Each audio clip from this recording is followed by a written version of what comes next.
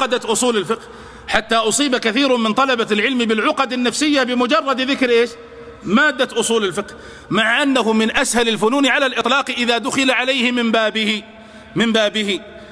فإن قلت كيف ندرس الأصول؟ فأقول أول شيء تحرر القاعدة مجزوما بها من غير شك. لا تقل الأمر هل هو يفيد الوجوب أو الاستحباب، لا، هذه ليست أصول. أنا أريد الأمر يفيد الوجوب، ثم تحفظ القاعدة، ثم بعدها تدرس مباشرة شرح هذه القاعدة، ثم بعدها مباشرة تذكر الأدلة، تدرس الأدلة الدالة على هذه القاعدة، ثم بعدها تعود نفسك وتربيها على تخريج الفروع على هذه القاعدة. وهذا باب الأمر وانتهينا منه. دعنا من قالوا قلنا أخذ عليه التعريف واعترض على هذه كماليات. هذه كماليات إذا وجدت في وقتك فسحة أو فرجة فابحث فيها. وأما أن نجعلها من لباب دراسة أصول الفقه فهذا فيه تعقيد للناس. فيكفيك أن تعرف القاعدة مجزوما بها على القول الراجح، ثم تفك ألفاظها وتعرف معناها الإجمالي، ثم بعد ذلك تتعرف على شيء من أدلتها الدالة على صحتها، ثم بعد ذلك تدرس شيئا من الفروع المخرجة عليها. فإذا درست أصول الفقه بهذه الطريقة فإنك سوف تصل إلى نهايته بيسر وسهولة وأمن وسلام. وأما قيل قلنا اعترض هذا مشكلة. أنا أذكر أننا في الجامعة جلسنا قرابة 10 محاضرات في تعريف الأمر، 10 محاضرات، وكل محاضرة 50 دقيقة في تعريف الأمر. قالوا قلنا واعترض عليه ب6 اعتراضات. الاعتراض الأول وأجيب عن الاعتراض الأول، ثم اعترض على الجواب، ثم ماذا؟ داخت رؤوسنا ومللنا من شيء اسمه أصول الفقه. فلذلك هذا لا ينبغي أبدا. فينبغي أن نعرف الطريقة المثلى لدراسة أصول الفقه.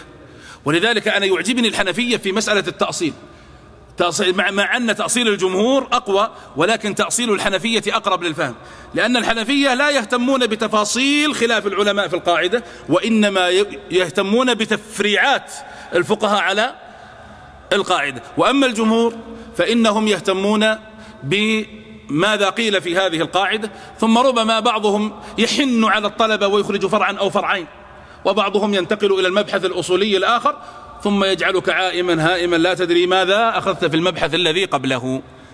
ولذلك هناك 5 عقد تمر عليك في أصول الفقه، وهذا على حسب دراسة أيها الإخوة. أنا عاشرت الأصول أكثر من 27 سنة، يعني تعبت فيه تعبا كثيرا. هذه العقد هي التي تتعب الطلبة فيه. العقدة الأولى صعوبة ألفاظ كتب أصول الفقه.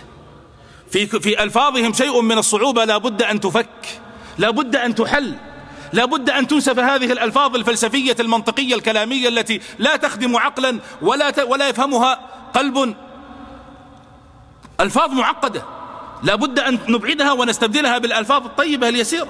الله عز وجل يقول ولقد يسرنا القرآن وهو أعظم كتاب في الأرض على الإطلاق. الله يسر القرآن. فإذا كل شيء لا ييسر تمجه العقول وتمله النفوس.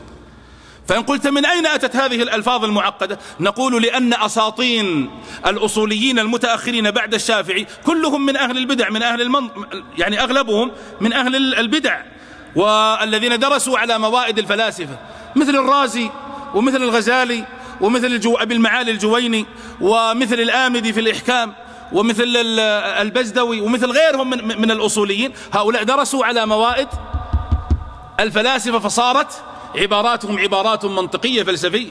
وأنتم تعرفون أن العبارات الفلسفية ما يفهمها أي عقل ولا تتعامل مع أي عقل، بل تحتاج إلى ذكي ليفهمها، وهذا ليس من الشريعة في شيء.